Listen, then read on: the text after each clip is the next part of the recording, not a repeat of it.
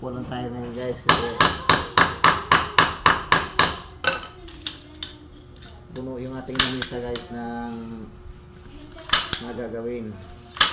Kaya dito tayo sa labas gumawa.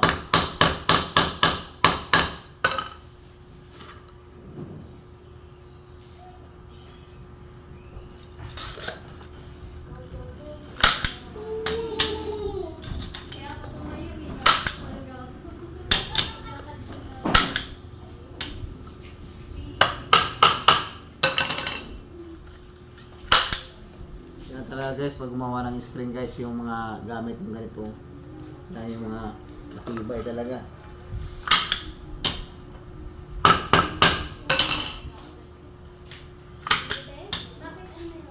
Yung mga pipitsugin na yung ano yun mo guys, hindi magtatagal.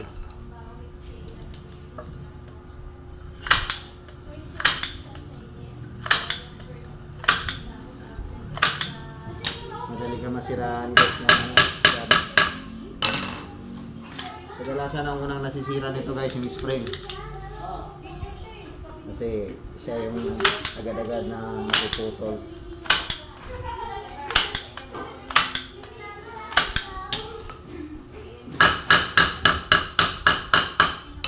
Kailangan guys, ilang ibaon yung tracker.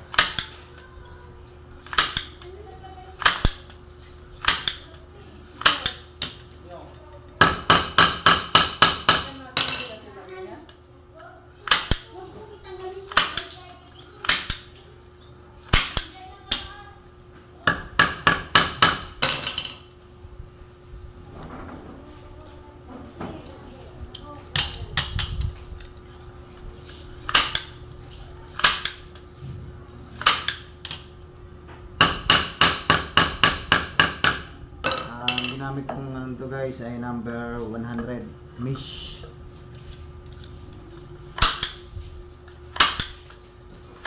Malalaki yung butas niya guys, gawa ng sa pila ko siya ay ilalapat yung imprenta.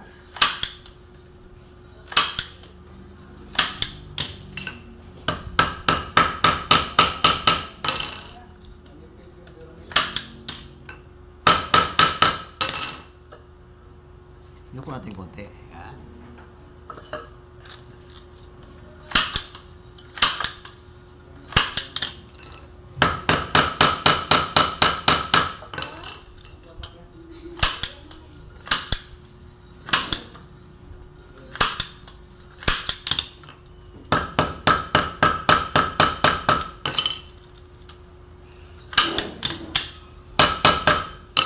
Malapit na tayo matapos guys. Yan.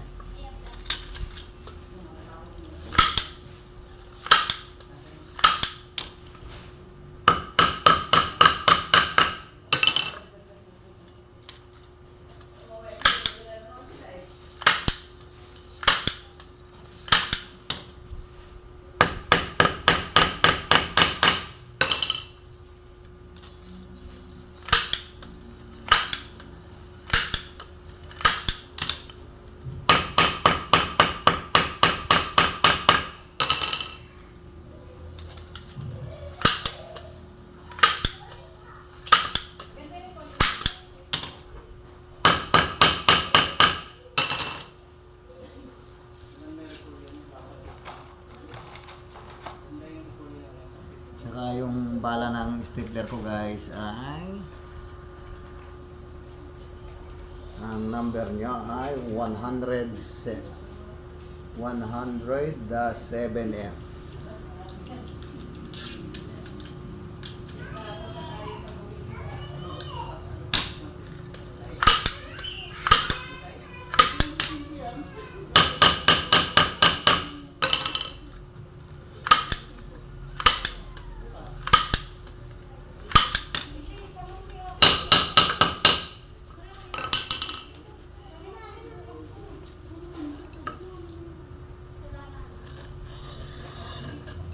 Kailangan natin hiwain ng cutter guys. Kailangan yung cutter natin ito guys ay matalim na matalim.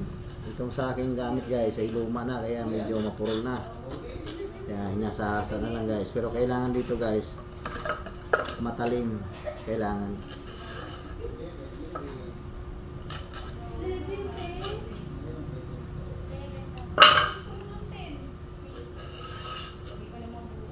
So ayun guys, buo na yung ano natin guys, yung screen.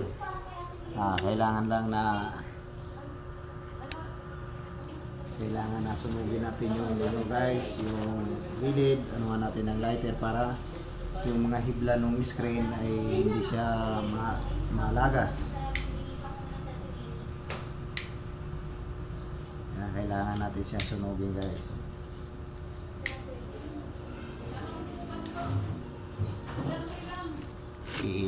Iilang tayo guys kaya yung electric fan ko. Ayan.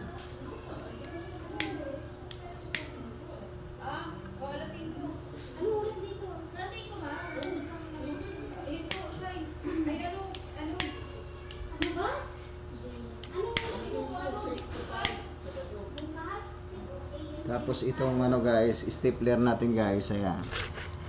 Yung mga stapler natin dito guys, kailangan pa nating ibaon. Kailangan pa nating pitpitin. Kung pitpitin natin guys, prepare na natin. Ayan.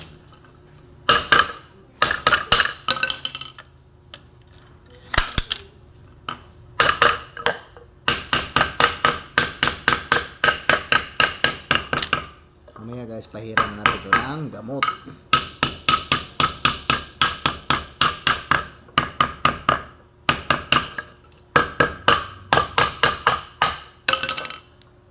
So yun naman guys, thanks for watching at lagi po natin tatandaan na every gising is a blessing.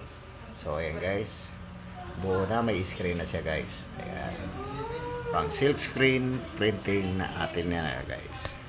Salamat guys.